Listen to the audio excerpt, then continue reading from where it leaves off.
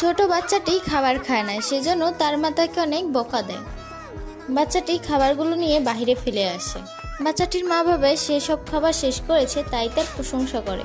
ফেলে দেওয়া খাবারগুলো একটি গরিব বাচ্চা খায়। এগুলো দেখে ধনী বাচ্চার অনেক খারাপ লাগে।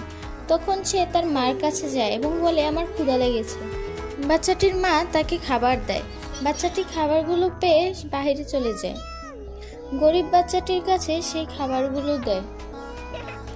বাসায় এসে সে মাকে আবার খাবারের কথা বলে। তখন তার মা অনেকগুলো খাবার নিয়ে আসে। আবারও সে সব খাবারগুলো নিয়ে বাহিরে চলে যায় এবং গরিব বাচ্চাটির সাথে মিলেমিশে খেতে থাকে। বাচ্চাটির মা এগুলো দেখে অবাক হয়ে যায়। তখন সে ওদের কাছে যায় এবং জানতে পারে গরিব বাচ্চাটির বাবা মা মারা গিয়েছে। মহিলাটি সেগুলো শুনে অনেক কষ্ট পায় এবং বাচ্চাটিকে নিয়ে সে বাসায় চলে আসে এবং অনেকগুলো খাবার দেয়। তারা একসাথে থাকে।